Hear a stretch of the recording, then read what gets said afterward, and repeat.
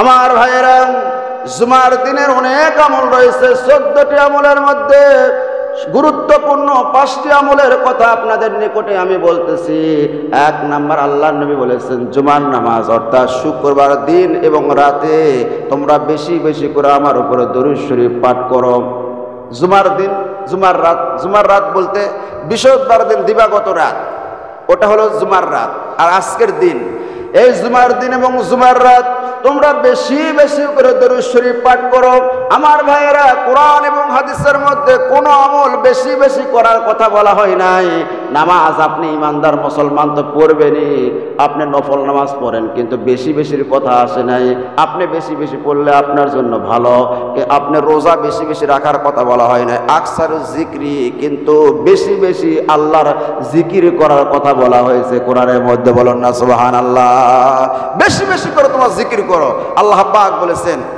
আমার ভাইয়েরা, আল্লাহ নবী বললেন জুমার দিন এবং জুমার রাত তোমরা বেশি বেশি করে আমার উপর দরুদ শরীফ পড়ো, কারণ একজন ফেরেশতা আছে জুমার দিন এবং জুমার রাতে আমার কাছে ওই ফেরেশতা ওই দরুদ শরীফগুলো নিয়ে আসে এবং বলে অমুক গ্রামের অমুকের ছেলে অমুক নাম ধাম সহকারে আমার কাছে সেগুলো দরুদ শরীফ প্রেরণ করা হয়, পেশ করা হয়। ওই উম্মতের জন্য আমি আল্লাহ পাকের কাছে মাগফিরাতের দোয়া করে। জোরে বলুন সুবহানাল্লাহ। আমার মুসলমান ভাইয়েরা, দরুদ শরীফ এমন একটি আমল, আপনি হাঁটা চলাফেরা অবস্থায়, শোয়া অবস্থায়, ওযু না থাকলেও আপনি দরুদ শরীফ পড়তে পারবেন। আর যে ব্যক্তি বেশি বেশি দরুদ শরীফ পড়বে, আল্লাহর নবী বলেছেন আল্লাহর নবীর সাথে একটা প্রেম ভালোবাসা মহব্বত সৃষ্টি হয়ে যাবে। ওই মহব্বতে মদিনার দুলাল বিশ্ব নবী ঘুমের ঘরে আপনার ঘরের মধ্যে আসে হাজির হয়ে যাবে। সুবহানাল্লাহ বলেন। আল্লাহ নবী বলেছেন যদি কোনো ব্যক্তি আমি নবীকে স্বপ্ন দেখে, সে ব্যক্তি সত্যি আমি নবীকে দেখলো। আর যে ব্যক্তি আমি নবীকে স্বপ্ন দেখলো, তার জন্য আল্লাহ রাব্বুল আলামিন জাহান্নামের আগুনকে হারাম করে দিল। কারণ হচ্ছে শয়তান পর্যন্ত আমি নবীর সুরত ধারণ করতে পারে না। সুবহানাল্লাহ বলেন। আমার ভাইয়েরা, এই জন্য দরুদ শরীফ মান সাল্লা আলাইহি ওয়াহিদান সাল্লাল্লাহু আলাইহি আহাদা আশারা, আল্লাহ নবী বলেছেন যে ব্যক্তি আমার প্রতি একবার দরুদ শরীফ পাঠ করে আল্লাহ পাক তার প্রতি 10টি রহমত বরকত নাজিল করেন। জোরে বলুন সুবহানাল্লাহ। তাহলে জুমার দিনের 1 নম্বর আমল পাইলাম আমরা, জুমার দিন এবং রাতে বেশি বেশি করে দরুদ শরীফ পড়তে হবে।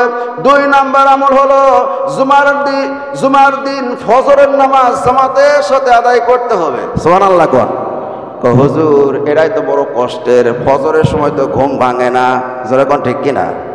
আমার ভাইরা, আল্লাহ নবী বলেছেন যত নামাজ আছে 5 ওয়াক্ত নামাজ এবং যত নফল নামাজ আছে, যত নামাজ আছে সবচাইতে উত্তম নামাজ হচ্ছে জুমার দিন ফজরের নামাজ জামাতের সাথে পড়া।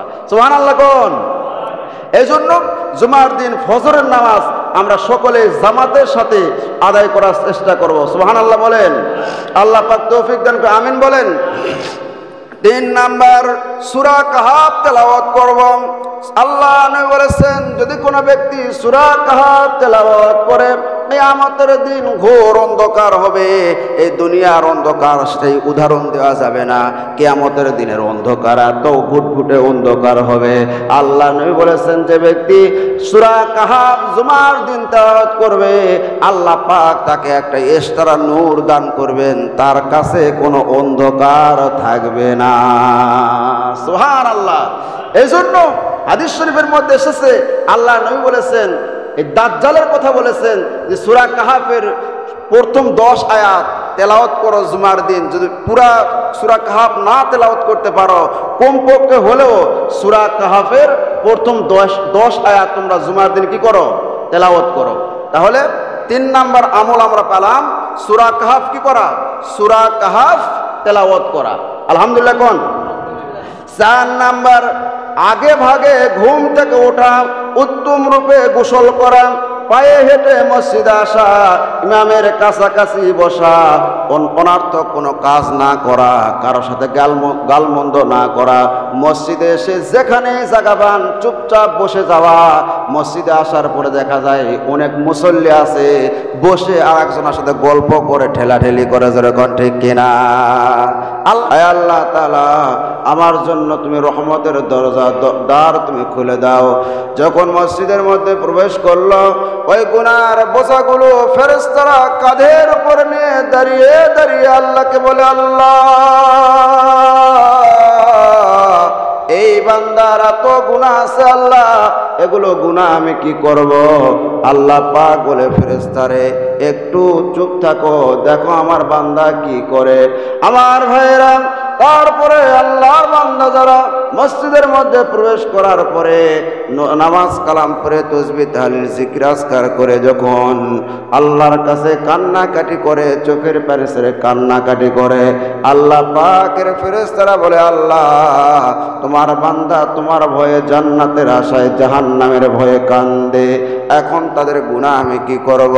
আল্লাহ পাক বলে, ফেরেশতারে ওই গুনাহ তাদের ঘাড়ের উপর কাঁধের উপর আর দেশ না, ওই গুনাহগুলো আটলান্টিক মহাসাগরের মধ্যে ফেলে দে। আমার বান্দা গুনাহ অবস্থায় এসেছিল মসজিদে, পবিত্র অবস্থায় আমি আল্লাহ তাদেরকে বাড়িতে পাঠায় দিলাম। আমার ভাইরা, শুক্রবার দিন এমন একটা মর্যাদাপূর্ণ দিন, যখন মসজিদের মধ্যে আপনি প্রবেশ করতেছেন, আজান হওয়ার পরে যে ব্যক্তি সর্বপ্রথম আল্লাহর ঘর মসজিদের মধ্যে প্রবেশ করে, আল্লাহ নবী বলেছেন, আল্লাহর রাস্তায় একটা উট কুরবানি করলে যেই সওয়াব আমার আল্লাহ ওই বান্দার আমল নামায় সেই সওয়াব লিখে দেন। একটা উট কুরবানি করলে যেই সওয়াব, সেই সওয়াব আল্লাহ রাব্বুল আলামিন আগে শুক্রবার দিন আগে ভাগে মসজিদে যে আসবে তার আমল নামায় আল্লাহ পাক লিখে দিবেন। সুবহানাল্লাহ, জোরে বলেন, আরো জোরে বলেন সুবহানাল্লাহ। আমার ভাইয়েরা, আমরা এই যে গত সপ্তাহে শনিবার দিন আমরা কুরবানি করলাম, কাদের কুরবানি কবুল হয়েছে কার হয় নাই এর কিন্তু কোনো গ্যারান্টি নাই, জোরে বলেন ঠিক কিনা? কিন্তু আপনি যদি শুক্রবার দিন জুমার নামাজ পড়ার জন্য আগে ভাগে মসজিদে আসতে পারেন, আল্লাহর নবী বলেছেন উট কুরবানি করলে যেই সওয়াব, সেই সওয়াব আমার আল্লাহ আমল নামায় লিখে দিবেন। এই জন্য শুক্রবার দিন বাবারা, বাপজানেরা একটু আগে ভাগে আসবেন, আজান হওয়ার আগে রেডি হবেন। মুয়াজ্জিন সাহেব যখন আজান দিচ্ছে আপনি খুব তাড়াহুড়া করে মসজিদে আসবেন, আর আল্লাহর রাস্তায় একটা উট কুরবানি করার সওয়াব আল্লাহ পাক দান করে দিবেন। সুবহানাল্লাহ। আল্লাহর নবী আরো বলেছেন, তারপরে যে ব্যক্তি মসজিদের মধ্যে প্রবেশ করবে, আল্লাহর রাস্তায় একটা গরু কুরবানি করলে যে সওয়াব হয়, সেই সওয়াব আমার আল্লাহ তার আমল নামায় লিখে দিবেন। তারপরে যে ব্যক্তি আসবে, আল্লাহর রাস্তায় একটা ছাগল অথবা বকরি কুরবানি করলে যে সওয়াব হয়, সেই সওয়াব আল্লাহ পাক ওই বান্দার আমল নামায় লিখে দিবেন। তারপরে যে ব্যক্তি আসবেন, আল্লাহর রাস্তায় একটা মুরগি দান করলে যে সওয়াব হয়, সেই সওয়াব লিখে দিবেন। তারপরে যে ব্যক্তি আসবেন, আল্লাহর রাস্তায় একটা ডিম সাদকা করলে যে সওয়াব, ওই বান্দার আমল নামায় সেই সওয়াব লিখে দিবেন। বলুন না সুবহানাল্লাহ। তাহলে আমরা ডিম দান করার সওয়াব নিব না উট কুরবানি করার সওয়াব নিব? ইনশাআল্লাহ আমরা সকলে চেষ্টা করব আগে মসজিদে আসব এবং কি করব, উট কুরবানি করলে যে সওয়াব, সেই সওয়াব যেন আল্লাহ পাক আমাদেরকে দান করেন। সুবহানাল্লাহ বলেন। শুক্রবারের দিন ভাইয়েরা সমস্ত অফিস আদালত ব্যাংক ব্যালেন্স সব কিছু বন্ধ, সরকারি ছুটি আছে, যেরকম ঠিক কিনা? রাষ্ট্রীয় ছুটির দিন 1984 সালে হোসাইন মোহাম্মদ এরশাদ এটা করেছেন। অনেক দেশ আছে যেগুলো দেশে শুক্রবার দিন ছুটি হয় না, রবিবার দিন ছুটি আছে। অনেক দেশ আছে শনিবারের দিন ছুটি। আল্লাহ পাকের অশেষ মেহেরবানি যে আল্লাহ পাক এই পবিত্র জুমার দিন শুক্রবার দিনই আমাদের ছুটির ব্যবস্থা আছে, আলহামদুলিল্লাহ বলেন। হোসাইন মোহাম্মদ এরশাদ এটা করেছেন, যদিও তার নামে আমরা স্বৈরাচার বলি, ভালো ভালো কিছু কাজও করেছেন উনি। তার আমলে অনেক মসজিদ সে এরকম করেছিল যেগুলো মসজিদের কারেন্ট বিল উনি কি করেছিলেন, মওকুফ করে দিয়েছিলেন। এখনো 100 ইউনিট পর্যন্ত সেগুলো মসজিদে কারেন্ট বিল নেওয়া হয় না। সুবহানাল্লাহ বলেন। আল্লাহ পাক তারে মাফ করুন। আমার ভাইয়েরা, জুমার দিন, এই দিনকে আমরা কি করব? এই দিনকে সম্মান করব। এই দিন আমরা সকালবেলা থেকে চেষ্টা করব যে আল্লাহ জুমার নামাজের দিন আমরা আগে ভাগে মসজিদে আসব। আল্লাহর রাসূল বলেছেন, যদি কোনো ব্যক্তি এক এক করে 3 জুমা, কয় জুমা বাবা? 3 জুম্মা নামাজ যদি তরক করে, শুক্রবারে 3 জুম্মা যদি নামাজ তরক করে, জুমার নামাজ, আল্লাহ পাক তার অন্তরের মধ্যে মোহর মেরে দেন। আল্লাহর নবী বলেছেন, কোন ব্যক্তি যদি এক এক করে 3 জুমা নামাজ তরক করে, জুমার নামাজ, তার অন্তরের মধ্যে কলবের মধ্যে মোহর মেরে দেওয়া হয়। 2 নাম্বার, মুনাফিকের খাতায় ওই ব্যক্তির নাম লেখা হয়ে যায়। আমার ভাইয়েরা দেখেন, জুমার নামাজ সম্পর্কে আল্লাহ পাক কি ওয়াজ করেন। আল্লাহর নবীর কথা এতক্ষণ পর্যন্ত বললাম, আল্লাহ পাক কি বলেন দেখেন। আল্লাহ পাক বলেন, ইয়া আইয়ুহাল্লাযীনা আমানু ইযা নুদিয়া লিস-সালাতি মিন ইয়াউমিল জুমআতি ফাসআউ ইলা যিকরিল্লাহি ওয়া দারুল বাই', যালিকুম খায়রুল লাকুম ইন কুনতুম তা'লামুন। আল্লাহ রাব্বুল আলামিন বলেন, হে ঈমানদারেরা, ইয়া আইয়ুহাল্লাযীনা আমানু, আল্লাহ পাক বলেছেন, সুবহানাল্লাহ কোন? এখানে ঈমানদারদেরকে লক্ষ্য করে বলেছেন, কারণ ঈমানদার ছাড়া তো কাফেররা আর জুমার নামাজ পড়তে আসে না। জোরে কোন ঠিক কিনা? মুমিন মুসলমান ঈমানদার তারাই তো নামাজ পড়তে আসে। এই জন্য আল্লাহ পাক আয়াতের শুরুতে বলতেছেন, ইয়া আইয়ুহাল্লাযীনা আমানু, হে ঈমানদারেরা, ইযা নুদিয়া লিস-সালাতি মিন ইয়াউমিল জুমআহ, যখন জুমার নামাজের জন্য তোমাদেরকে ডাকা হয়, আহ্বান করা হয়, অর্থাৎ আযান দেয়া হয়, ফাসআউ ইলা যিকরিল্লাহ, আল্লাহর শরণার্থে তোমরা দৌড়াও, ছোটো। ফাসআউ শব্দের অর্থ হচ্ছে ছোট, দৌড়াও। কোন দিকে দৌড়াবে? ইলা যিকরিল্লাহ, আল্লাহর শরণের দিকে তোমরা দৌড়াও। ফাসআউ ইলা যিকরিল্লাহ, আল্লাহ রাব্বুল আলামিন বলতেছেন, ইয়া আইয়ুহাল্লাযীনা আমানু ইযা নুদিয়া লিস-সালাতি মিন ইয়াউমিল জুমআতি ফাসআউ ইলা যিকরিল্লাহি ওয়া দারুল বাই'। বাই' শব্দের অর্থ হলো বেচা কিনা। সেই সময় তোমরা কি করো? বেচা বিক্রি, লেনদেন, আদান প্রদান সবকিছু বন্ধ করে দাও। সব বন্ধ করে দিয়ে তোমরা ছোট আল্লাহর জিকিরের দিকে, মসজিদের দিকে তোমরা দৌড়াও। তাহলে কি হবে? যালিকুম খায়রুল লাকুম ইন কুনতুম তা'লামুন, এর মধ্যে তোমাদের খায়ের রয়েছে, বরকত রয়েছে, এর মধ্যে তোমাদের ভালাই রয়েছে, তোমরা যদি বুঝো। জোরে কোন সুবহানাল্লাহ। আমার ভাইরা, তাই জুমার দিন, শুক্রবার দিন আমরা হেলাই খেলায় নষ্ট করব না। অনেক মানুষ আছে, আমরা আজানের অপেক্ষা করি, মুয়াজ্জিন সাহেব কোন সময় আজান দিবে, মানে আজান ওনার কাছে একটা এলান, বুঝেন নাই? আজান হওয়ার পরে আস্তে ধীরে গামছা লুঙ্গি বার করে গোসল করতে যায়, সেখানে আবার 2-4 ঘন্টা, মানে 2-10 মিনিট এরকম দেরি করে গল্প করে আস্তে ধীরে, মানে আসতেছে না এরকম, মানে জুমার নামাজ এত একটা বরকতপূর্ণ, মর্যাদাপূর্ণ, ফজিলতপূর্ণ একটা নামাজ, এইদিকে খেয়াল করে না। জোরে কোন ঠিক কিনা? আল্লাহ পাক আমাদের সকলকেই জুমার নামাজের মর্যাদা বুঝে আগে ভাগে সর্বাগ্যে এসে বসে আল্লাহ পাক উট কুরবানি করার সওয়াব আল্লাহ পাক আমাদেরকে দান করুন। সকলে বলেন আল্লাহুম্মা আমিন। এই জুমার দিন 14টি ফজিলত আছে, 14টি কাজ আছে, আমল আছে। কয়টি বাবা? 14টির মধ্যে আমি সামারাইজ করে আপনাদের কাছে মাত্র 5টি বলবো। এই 5টি যদি আমল করতে পারেন, আল্লাহর রাসূল বলেছেন তার জন্য আল্লাহ রাব্বুল আলামিন অনেক সওয়াব দান করবেন। তার মধ্যে 1 নাম্বার হচ্ছে জুমার দিন বেশি বেশি করে দরুদ শরীফ পাঠ করতে হবে। কি বাবা? আমার ভাইয়েরা, জুমার দিনের অনেক আমল রয়েছে। 14টি আমলের মধ্যে গুরুত্বপূর্ণ 5টি আমলের কথা আপনাদের নিকটে আমি বলতেছি। 1 নাম্বার, আল্লাহর নবী বলেছেন জুমার নামাজ অর্থাৎ শুক্রবার দিন এবং রাতে তোমরা বেশি বেশি করে আমার উপরে দরুদ শরীফ পাঠ করো। জুমার দিন, জুমার রাত বলতে বৃহস্পতিবার দিন দিবাগত রাত, ওটা হলো জুমার রাত। আর আজকের দিন, এই জুমার দিন এবং জুমার রাত তোমরা বেশি বেশি করে দরুদ শরীফ পাঠ করো। আমার ভাইয়েরা, কোরআন এবং হাদিসের মধ্যে কোনো আমল বেশি বেশি করার কথা বলা হয় নাই। নামাজ আপনি ইমানদার মুসলমান তো পড়বেনই, আপনি নফল নামাজ পড়েন, কিন্তু বেশি বেশির কথা আসে নাই। আপনি বেশি বেশি পড়লে আপনার জন্য ভালো। আপনি রোজা বেশি বেশি রাখার কথা বলা হয় নাই। আকসারু জিক্রি, কিন্তু বেশি বেশি আল্লাহর জিকির করার কথা বলা হয়েছে কোরআনের মধ্যে। বলুন না সুবহানাল্লাহ। বেশি বেশি করে তোমরা জিকির করো, আল্লাহ পাক বলেছেন। আমার ভাইয়েরা, আল্লাহ নবী বললেন জুমার দিন এবং জুমার রাত তোমরা বেশি বেশি করে আমার উপর দরুদ শরীফ পড়ো, কারণ একজন ফেরেশতা আছে জুমার দিন এবং জুমার রাতে আমার কাছে ওই ফেরেশতা ওই দরুদ শরীফগুলো নিয়ে আসে এবং বলে অমুক গ্রামের অমুকের ছেলে অমুক নাম ধাম সহকারে আমার কাছে সেগুলো দরুদ শরীফ প্রেরণ করা হয়, পেশ করা হয়।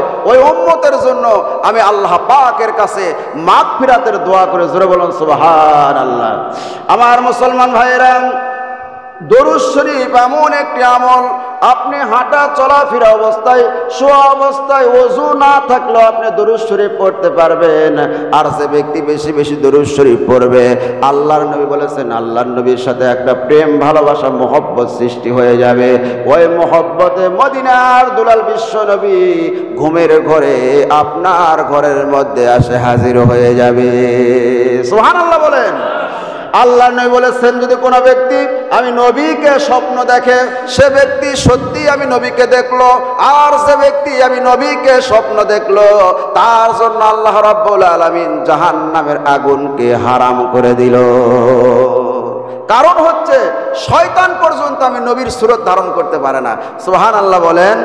আমার ভাইয়েরা, এই জন্য দরুদ শরীফ মান সাল্লাল্লাহু আলাইহি ওয়াহিদান সাল্লাল্লাহু আলাইহি আহাদা আশারা, আল্লাহ নবী বলেছেন যে ব্যক্তি আমার প্রতি একবার দরুদ শরীফ পাঠ করে আল্লাহ পাক তার প্রতি 10টি রহমত বরকত নাজিল করেন। জোরে বলুন সুবহানাল্লাহ। তাহলে জুমার দিনের 1 নম্বর আমল পাইলাম আমরা, জুমার দিন এবং রাতে বেশি বেশি করে দরুদ শরীফ পড়তে হবে। 2 নম্বর আমল হলো জুমার দিন ফজরের নামাজ জামাতের সাথে আদায় করতে হবে। সুবহানাল্লাহ কোন হুজুর, এটাই তো বড় কষ্টের, ফজরের সময় তো ঘুম ভাঙে না। জোরে কোন ঠিক কিনা? আমার ভাইরা, আল্লাহ নবী বলেছেন যত নামাজ আছে 5 ওয়াক্ত নামাজ এবং যত নফল নামাজ আছে, যত নামাজ আছে সবচাইতে উত্তম নামাজ হচ্ছে জুমার দিন ফজরের নামাজ জামাতের সাথে পড়া। সুবহানাল্লাহ কোন? এই জন্য জুমার দিন ফজরের নামাজ আমরা সকলে জামাতের সাথে আদায় করার চেষ্টা করব। সুবহানাল্লাহ বলেন। আল্লাহ পাক তৌফিক দান করে আমিন বলেন। 3 নাম্বার, সূরা কাহাফ তেলাওয়াত করব। আল্লাহ নবী বলেছেন যদি কোনো ব্যক্তি সূরা কাহাফ তেলাওয়াত করে কিয়ামতের দিন ঘোর অন্ধকার হবে।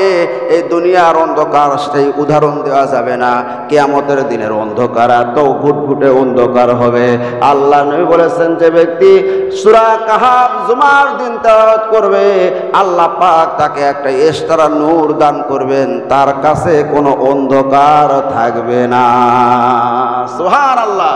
এই জন্য হাদিস শরীফের মধ্যে এসেছে আল্লাহ নবী বলেছেন, এই দাজ্জালের কথা বলেছেন যে সূরা কাহাফের প্রথম 10 আয়াত তেলাওয়াত করো জুমার দিন। যদি পুরা সূরা কাহাফ না তেলাওয়াত করতে পারো, কমপক্ষে হলেও সূরা কাহাফের প্রথম 10 আয়াত তোমরা জুমার দিন কি করো? তেলাওয়াত করো। তাহলে 3 নাম্বার আমল আমরা পেলাম, সূরা কাহাফ কি করা? সূরা কাহাফ তেলাওয়াত করা। আলহামদুলিল্লাহ কোন?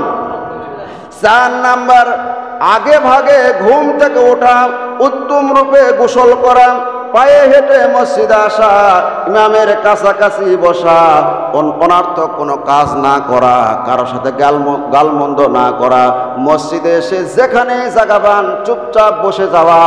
মসজিদে আসার পরে দেখা যায় অনেক মুসল্লি আছে বসে আর একজনের সাথে গল্প করে ঠেলাঠেলি করে। যেরকম ঠিক কিনা? আল্লাহ নবীর হাদিস অনুযায়ী এটা পাওয়া যায় না। আল্লাহ নবী বলেছেন ঘুম থেকে খুব তাড়াতাড়ি ওঠো, মানে ফজরের সময় কথা বলা হয়েছে। খুব তাড়াতাড়ি উঠে গোসলের প্রয়োজন থাকলে গোসল করো, গোসল করে তারপরে কি করো, ফজর নামাজ তো পড়বে, মসজিদে জুমার নামাজ পড়ার জন্য আগে ভাগে আসো এবং আসার পরে ইমামের কাছাকাছি বসবে। অনর্থক কোনো কাজ করবে না, গালমন্দ করবে না, তার সাথে গল্প করবে না, চুপচাপ ইমামের খুতবা শ্রবণ করবে। তুমি যে হেঁটে এসেছো প্রত্যেকটি কদমে কদমে 1 বছরের নফল রোজা এবং 1 বছরের নফল নামাজ পড়া সওয়াব আল্লাহ পাক তোমার আমল নামায় দান করে দিবেন। জোরে বলুন সুবহানাল্লাহ। আমার ভাইরা 5 নাম্বার আমল হচ্ছে জুমার দিন 5 নাম্বার আমল। আজকে আমলের কথা বলতেছি ভাইরা, আমল করেন, আমল সে জিন্দগি বানতে হে, আমলের দ্বারা জিন্দগি করেন, মৃত্যুর পরে আপনার আমলে আপনি আমাকে জান্নাতে নিয়ে যাবে। ঠিক কিনা বলেন? আপনি অনেক জানেন, আপনি অনেক বড় পীর সাহেব, আপনি আল্লামাতুদ দাহার, আপনি অনেক জাননেওয়ালা, কিন্তু আমল করেন না, ওটা আল্লাহ পাকের কাছে কোনো দাম হবে না। আপনি জানেন কম, আমল করেন বেশি, এটাই আল্লাহ পাকের কাছে বেশি দাম হবে। সুবহানাল্লাহ কোন আমার ভাইয়েরা। 5 নাম্বার আমল হচ্ছে শুক্রবার দিন এমন একটি সময় আছে যেই সময় আল্লাহ পাকের কাছে যেই দোয়া আপনি করবেন আমার আল্লাহ সেই দোয়াই কবুল করে নেবেন। সুবহানাল্লাহ বললেন না? এত ভালো একটা কথা বললাম যে শুক্রবার দিন যেই দোয়া আপনি করবেন আল্লাহ পাক সেই দোয়াই কবুল করে নেবেন। সুবহানাল্লাহ বলেন। এর নির্দিষ্ট একটা সময় আছে। মুফাসসিরিনে কেরামে, মুহাদ্দিসিনে কেরাম, হাদিস বিশারদ বড় বড় পণ্ডিতেরা এই সময়টা বাহির করেছেন। তারা হাদিসকে রিসার্চ করার পর বলছেন এই সময়টা হচ্ছে আসরের নামাজের পরে সূর্য ডুবে যাওয়ার আগ মুহূর্ত। এই মুহূর্তটা আল্লাহ পাকের কাছে বিশেষ একটা সময়। জুমার দিন যেই দোয়া করা হয় সেই দোয়া আল্লাহ পাক কবুল করে নেন। সুবহানাল্লাহ বলেন। আমার ভাইয়েরা, তাহলে জুমার দিন আমরা 5টি আমল পাইলাম। কয়টি আমল পাইলাম? নামাজ জামাতের সাথে আদায় করা, সূরা কাহফ তেলাওয়াত করা, আগে ঘুম থেকে উঠে ওযু গোসল করে পায়ে হেঁটে ইমামের কাছাকাছি এসে বসা, দোয়া করা, দোয়া যেহেতু কবুল হয়। এই 5টি আমল আল্লাহ পাক আমাদের সকলকে করার তৌফিক দান করুন। আমিন বলেন। আমার ভাইয়েরা, আমাদের জিন্দেগি দেখেন, আপনি খায়া থাকেন আর না খায়া থাকেন, অভাবে থাকেন আর সুখে থাকেন আর দুঃখে থাকেন, কষ্টে থাকেন আর যে অবস্থায় থাকেন না কেন, তারপরে কিন্তু দিন চলেই যাবে। যেরকম ঠিক কিনা? আপনি আমার জীবনের কিন্তু যে হায়াতটা আছে, হায়াতের পুঁজি আছে, এটা কিন্তু একসময় শেষ হয়ে যাবে। বরফ আপনি খান আর না খান, আপনি খাচ্ছেন না, হাতে করে নিয়ে দাঁড়িয়ে আছেন, তারপরে গলে যাবেই। যেরকম ঠিক কিনা? সমুদ্রের পানির মতো বহমান আমাদের জীবনটা শেষ হয়ে যাচ্ছে। আস্তে আস্তে দেখবেন একসময় ছিলেন ছোট বাচ্চা, তারপরে হয়ে গেছেন কি কিশোর, তারপরে তরুণ, তারপরে যুবক, তারপরে বৃদ্ধ। যেরকম ঠিক কিনা? তারপরে কবর দেশে। এখন বৃদ্ধ পর্যন্ত যাওয়া যাবে কিনা? আর যারা যুবক আছে তারা ভাবতেছে আমাদের মরার কি এখন সময় হয়েছে, আমরা তো কেবল যুবক। আর যারা বিয়ে করে নেয় তারা বিয়ে করি নাই, এখনই নামাজ। যেরকম ঠিক কিনা? বিয়ে করার পর এখন হাতের কি ওর নাম কি হাতে দেয়, মেহেদি শুকাইলো না, এখনই নামাজ। আমার ভাইরা, কত বিয়া দেখা যাচ্ছে, বরযাত্রী যাচ্ছে, ওই বিয়ার মধ্যে বর মারা গেছে, বরযাত্রী সবাই ঠিক আছে। যেরকম ঠিক কিনা? হয় কি হয় না? এটা আল্লাহ পাক পারে। আপনি যুবক আছেন, আপনাকে ওই বুড়া পর্যন্ত নিয়ে যাবে, এটা আল্লাহর কোন ফেরেশতা এসে বলছে বলেন? আপনি যে এই গ্যারান্টি দিচ্ছেন যে আমি এখন মরবো না, না ভাই, মরার কোনো টাইম টেবিল নেই। যখন মৃত্যু আসবে, ইযা জাআ আজালুহুম ফালা ইস্তাখিরুনা সাআতান ওয়ালা ইস্তাকদিমুন। 1 সেকেন্ড আগেও মৃত্যু হবে না, 1 সেকেন্ড পরেও মৃত্যু হবে না। আইনামা তাকুনু ইদরিকুমুল মাউতু ওয়ালাউ কুনতুম ফি বুরুজিম মুশাইয়্যিদা। যদি তুমি সুদূর দুর্গের মধ্যে অবস্থান করো, সেখানেও মৃত্যু তোমাকে পাকড়াও করবেই। যেরকম ঠিক কিনা? আল্লাহ রাব্বুল আলামিন বলেছেন, কুল ইন্নাল মাউতাল্লাযী তাফিরুনা মিনহু ফাইন্নাহু মুলাকীকুম। হে নবী, আপনি বলে দেন, যদি তোমরা যেই মরণ থেকে পালাইতে চাচ্ছ সেই মরণ থেকে তোমরা পালাইতে পারবে না। মুলাকীকুম, সুদূর দুর্গের মধ্যে অবস্থান করলেও তোমাদের সাথে মরণ এক সময় সাক্ষাৎ করবে। যেরকম ঠিক কিনা? আপনি যেখানেই থাকেন না কেন, সেখানে গিয়ে আপনাকে মরণ ধরবে। যদি আপনি সিঁড়ি লাগাইলেন, সিঁড়ি লাগাইয়া আপনি আসমানে উঠে বসে আছেন, সেখানেও আজরাইল আপনাকে ধরবেই। যেরকম ঠিক কিনা? মরণ থেকে পালাও তুমি, মরণ তোমায় লইবে ঘিরি, যদিও সুদূর আকাশ পানে, যদিও হেতায় লাগাও সিঁড়ি লাগাইয়া যদি আকাশ পানে আপনি বসে থাকেন, সেখানেও আজরাইল আলাইহিস সালাতু ওয়াস সালাম আপনার সময় আসা মাত্র আপনাকে ধরবে। ওমা কানা লিনাফসিন আন তামুতা ইল্লা বিইذনিল্লাহি কিতাবাম মুআজ্জালা। প্রত্যেকটি মানুষের মৃত্যুর একটা নির্দিষ্ট সময় এক লিপিবদ্ধ করা আছে। যেরকম ঠিক কিনা? কুল্লু নাফসিন যায়িকাতুল মাউত। আমরা সবাই বলি যার জীবন আছে তাকে মরতে হবে। যেরকম ঠিক কিনা? কোরআন শরীফের মধ্যে আল্লাহ পাক বলেছেন কুল্লু নাফসিন যায়িকাতুল মাউত, যার জীবন আছে তাকে মৃত্যুর স্বাদ গ্রহণ করতেই হবে। সুম্মা ইলাইনা তুরজাউন, অতঃপর তোমরা আমার কাছে ধরা দিবে। আল্লাহু আকবার বলেন। এই জন্য ভাইরা, জীবন যেহেতু চলেই যাচ্ছে, আমি আপনি কি আমল করতেছি, এর মধ্যে আপনাকে দুনিয়াও করতে হবে, আখিরাতের জন্য কাজ করতে হবে। আমি বলিচ্ছি না এরকম কথা যে ভাইয়েরা আপনারা খালি মসজিদে আসে 5 ওয়াক্ত নামাজ পড়েন, মসজিদে জিকির আজকার করেন, দুনিয়াবি কোনো কিছু বিবি বাল বাচ্চা সংসার কোনো কিছু করার দরকার নাই, এই কথা আমি আপনাদেরকে বলতেছি না। আপনি দুনিয়াবি কাজ সব করবেন, এর পাশাপাশি আল্লাহ পাক যেগুলো হুকুম দিয়েছে, আল্লাহর হুকুম অনুযায়ী আপনি ব্যবসা করিচ্ছেন, আল্লাহর হুকুম অনুযায়ী করেন, আপনি চাকরি করেছেন, আল্লাহর হুকুম অনুযায়ী করেন, আপনি ক্ষেত খামারে কাজ করেছেন, আল্লাহর হুকুম অনুযায়ী করেন। আপনার ওই কাজ, ব্যবসা বাণিজ্য, চাকরি সব কিছু আল্লাহ রাব্বুল আলামিন ইবাদত লিখে দিবেন। বলুন না সুবহানাল্লাহ। আমার মুসলমান ভাইয়েরা, এই জন্য আসেন, যেখানে থাকেন, যে অবস্থায় থাকেন, অনেক মানুষ বলে হুজুর আমি ব্যবসা করি, দোকানদারি ছেড়ে আমি নামাজ পড়তে পারি না। আমার ভাইয়েরা, আপনার দোকান এক সময় দোকানে থাকবে, আপনার বাড়ি বাড়ি থাকবে, বাড়িওয়ালা নাই রে বাড়ি, নাই রে দুনিয়াতে। যেরকম ঠিক কিনা? বাড়িওয়ালা বাড়ি থাকবে না, বাড়ি ঠিকই থাকবে, ব্যবসা বাণিজ্য সব ঠিক থাকবে, আপনি দুনিয়ায় থেকে চলে যাবেন। তাহলে দুনিয়ায় থেকে চলে যাওয়ার সময় আপনার সাথে আপনার বিবি বাল বাচ্চা সাথী হলো না, আপনার স্ত্রী সাথী হলো না, আপনার সন্তান সাথী হলো না, ছেলে মেয়ে সন্তান পরিবেশ পরিস্থিতি কেউ আপনার সাথী হলো না, পাড়া প্রতিবেশী আত্মীয় স্বজন কেউ, আপনার বন্ধু বান্ধবী কেউ আপনার সাথে গেল না। আপনার সাথে যেটা যাবে সেটাই হচ্ছে আপনার আমল। যা আমল করবেন ভাই, সেই আমলটাই যাবে। আমি সেই কথাই বলতেছিলাম, খালি দুনিয়াও করতে হবে, আখিরাতের কাজও করতে হবে। একজন বেদুইন রাসূল পাক সাল্লাল্লাহু আলাইহি সাল্লামের দরবারে আসলেন একটা উটের উপর সওয়ার হয়ে। আসার পরে রাসূল পাক সাল্লাল্লাহু আলাইহি সাল্লামের কাছ থেকে দ্বীনের অনেক কিছু শিক্ষা অর্জন করতেছেন, দ্বীনের অনেক কথাবার্তা বলতেছেন। ওই বেদুইন ওই উটটা না বেঁধে বাহিরে রেখে চলে আসছে। কিছুক্ষণ পর পর বেদুইনটা খালি বাহিরে উটের দিকে তাকায়, আবার নবীর কথা শুনে, আবার উটের দিকে তাকায়, আবার নবীর কথা শুনে। আল্লাহ নবী তখন বললেন যে ভাই আপনি যান, যা উটটা আগে ভালো করে বাঁধেন, বাঁধে তারপরে আমার এখানে আসে বয়ান শুনেন। সুবহানাল্লাহ কোন? আল্লাহ নবী কিন্তু রাগ করে নাই, এই বেটা আমার ওয়াজ বয়ান শুনিস আবার তুই বাইরের দিকে তাকাতে করিস, এই কথা বলে নাই। কারণ ওকে এই কথার দ্বারা বুঝাইছে দুনিয়া করতে হবে, দুনিয়ার আখেরাতের কাজ করার সময় আখেরাত দুনিয়া যদি অ্যাডজাস্ট করা যাবে না। তুমি এখানে আসছো, আমার বয়ানটা ভালো করে শোনো, ওই জিনিসটা ভালো করে বেঁধে আসলে তোমার মন মানসিকতা ওই দিকে যাবে না। যেরকম ঠিক কিনা? এই ওয়াজ মানে এরকম, আপনার মন মানসিকতা যদি হুজুরের দিকে না থাকে, প্রতি সময় কত বয়ান শুনেছেন কিন্তু কোনো তাসির হচ্ছে না। কারণটা কি? আপনি আসছেন হুজুর বয়ান করে করিচ্ছে, আপনার মনে ফানের নিচে বসতে চুপচাপ বসে আপনি অনেক ধান্দা বান্দা করিচ্ছেন। যেরকম ঠিক কিনা? এই ওয়াজ দিয়ে আপনার জিন্দিগিতে কাজ হবে না। টিবল এবং পাতিল মুখামুখি হওয়া লাগবে, টিবলের মুখ আর পাতিলের মুখ এক হওয়া লাগবে। পাতিলটা উপর হয়ে আছে, আপনি এখন কালে ঝাঁকি মারিচ্ছেন, টিবল টিপিচ্ছেন, যতই চাপাচাপি করো ওই পাতিল জিন্দিগিতে ভরবে না। যেরকম ঠিক কিনা? ওই বক্তার কথা এবং আপনার অন্তর এক হওয়া লাগবে। হইতে পারে এক জুমার একটা বয়ানে আল্লাহ পাক আপনাকে হেদায়েতের রাস্তা দেখাইতে পারে। সুবহানাল্লাহ বলেন। এই জন্য আমল করতে ভাইরা। আল্লাহ নবী হযরতে আলীকে ডাক দিয়ে বলছেন, আলী রে শোনো, যখন তুমি ঘুমাসতে যাও, ঘুমাসার সময় অবশ্যই এই 5টি আমল করে ঘুমে আসবে। কয়টি আমল বাবা?